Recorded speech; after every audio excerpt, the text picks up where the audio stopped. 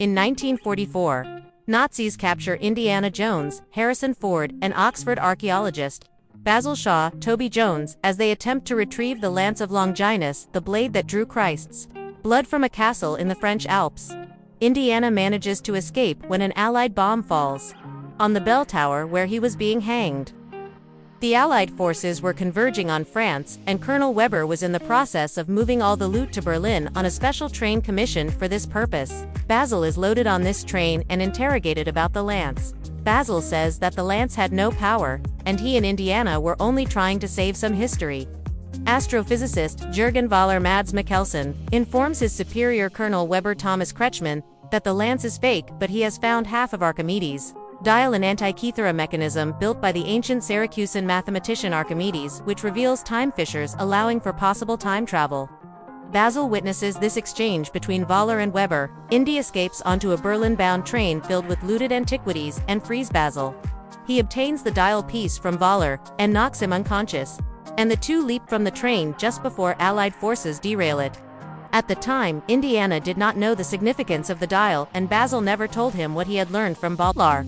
25 years later, in 1969, Indy is retiring from Hunter College in New York City. His wife, Marion Karen Allen, has recently filed for legal separation after their son Mutt, Shia LaBeouf, was killed in the Vietnam War. Indy is teaching a class on how Rome invaded Syracuse in Sicily in 213 BC. Archimedes was a brilliant mathematician and an inventor in Syracuse, who devised a solution to use concave mirrors to harness the sun's heat to set the Roman armada on fire. The Antikythera is the only real proof from history that all of this ever happened. Helena Shaw, Phoebe Waller-Bridge, Indy's goddaughter, visits him and wants to research the dial. Helena still believes that the dial is back in the French Alps and wants Indy's help to find it. Indy warns that her deceased father, Basil, became obsessed with studying the dial before relinquishing his half to Indy to destroy, which he never did. Indy tells Helena that Basil believed that Archimedes had figured that the movement of the moon and the planets were not regular, and those irregularities could cause fissures in time, and the dial was an instrument built by Archimedes to predict those fissures. It is the time of the moon landing, and the city of New York is celebrating the return of its astronauts from the moon. Voller is in New York as well, and he is one of the scientists who worked on the rocket who put the Americans on the moon.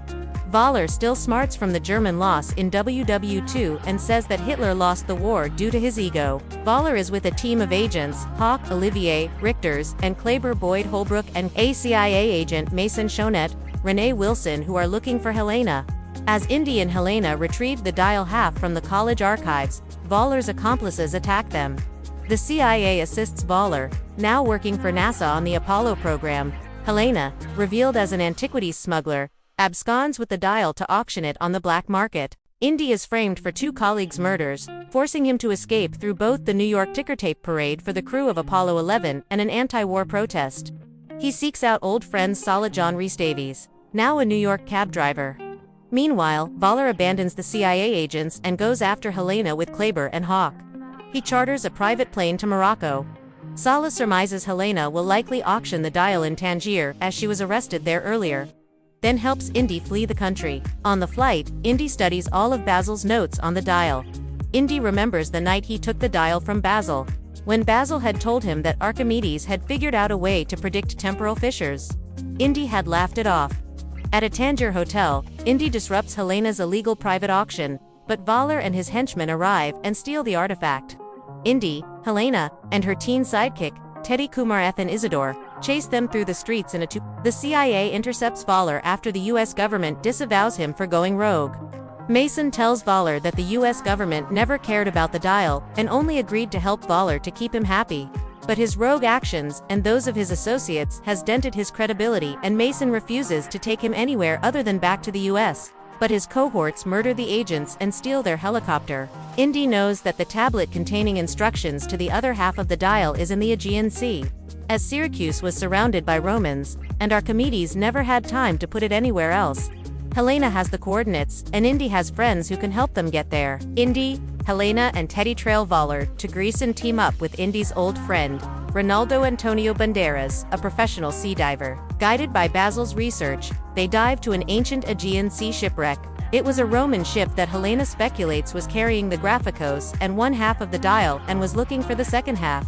The first half of the dial was recovered from this wreck, but the majority of the ship was resting on the ocean floor, another 100 feet down, which was not accessible back then. Helena believes this is where the Graphicos is, and retrieve a Graphicos tablet containing directions to the dial's other half. Helena asks Indy where in history he would go if he got the dial, to which he tearfully replies, back to stop Mutt from enlisting to fight in Vietnam, thus preventing Mutt's death and the disintegration of his and Marion's marriage. Voller arrives and takes over Ronaldo's boat. The Graphicos tablet has a message written in Polybius cipher, which Voller cannot understand.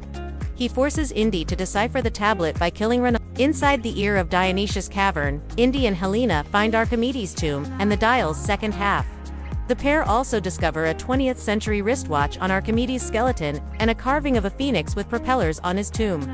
Voller appears as he had seen the group heading west and not east to Alexandria and captures Indy, wounding him.